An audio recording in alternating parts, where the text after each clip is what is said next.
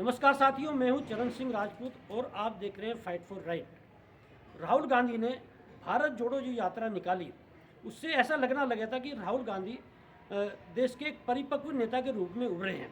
और जो धारणा थी, विशेष रूप से भारतीय जनता पार्टी ने जिस तरह से उनकी उपाधि पप्पू के नाम से दे रखी थी, तो अब लोगों को ये लगना लगा था कि राहुल गांधी जो है एक संघर्षशील नेता है। और जिस तरह से वो बयानबाजी कर रहे थे, जिस तरह से उनकी यात्रा में उनका संघर्ष था, वो लगातार 30 से 35 किलोमीटर रेगुलर चल रहे थे, तो एक लोगों को लगा था कि देश में एक संघर्षशील नेता राहुल गांधी जो है उभर के आए हैं।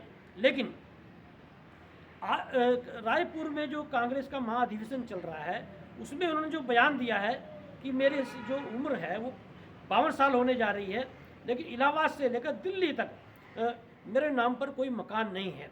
राहुल गांधी, जिसे विशेष रूप से देश के प्रधानमंत्री नरेंद्र मोदी आज का युवराज बोलते हैं, और जिसे ये माना जाता है कि देश में जितने भी राजनीतिक घराने हैं, सबसे संपन्न परिवार राहुल गांधी का परिवार है। और वो निश्चित रूप से है, क्योंकि आप इतिहास उठा के देख लीजिए कि राहुल गांधी के जो नाना जी थे पंडित जवाहरलाल नेहरू, वो जो थे पंडित जवाहरलाल नेहरू, वो देश के पहले प्रधानमंत्री थे। और उनके जो पिताजी थे मोतीलाल नेहरू, वो देश के जाने माने बैरिस्टर थे। तो ये एक निश्चित रूप से एक धनाढ़ परिवार था मोतीलाल नेहरू का। उसके बाद में पंडित जवाहरलाल नेहरू, और पंडित जवाहरलाल नेहरू के कोई पुत्र नहीं था। उनकी पुत्री इंदिरा गांधी जो लंबे समय तक देश की प्रधानमंत्री रही, तो निश्चित रूप से जवाहरलाल नेहरू के नाम पर जो संपत्ति थी वो इंदिरा गांधी के नाम पर आई होगी। और इंदिरा गांधी के दो बेटे थे, राजीव गांधी और संजय गांधी। यदि दो हिस्से भी इंदिरा गांधी की संपत्ति के हुए होंगे, तो राजीव गांधी पर एक बहुत अकुत संपत्ति आई होगी। और खुद राजीव गांधी भी देश के प्रधानमंत्री लंबे समय तक रहे हैं।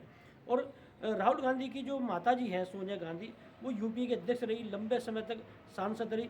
और खुद राहुल गांधी देश के लंबे समय से सांसद हैं। ऐसी आज जब देश राहुल गांधी की ओर एक उम्मीद भरी निगाह से देख रहा था, और देश में ये माना जा रहा था, जैसे नीतीश कुमार ने भी बोला था कि कांग्रेस को विपक्ष की अगुवाई करनी चाहिए, और कांग्रेस जो है राहुल गांधी को प्रधानमंत्री पद के दावेदार के रूप में प्रस्तुत कर रही है। तो ऐसे में राहुल गांधी का ये जो बयान है कि मेरे नाम पर मकान नहीं है, ये ऐसे दर्शाता है जैसे राजीव गांधी ने अपने को दयनीय स्थिति में दिखाया हो, अपने को गरीब स्थिति में दिखाया हो। तो ये जो इस समय परिस्थितियाँ हैं, जो देश का जो सबसे संपन्न परिवार माना जाता है गांधी परिवार, उस देश का आज ये युवा नेता यदि ये बोलता है कि मेरे नाम पर कोई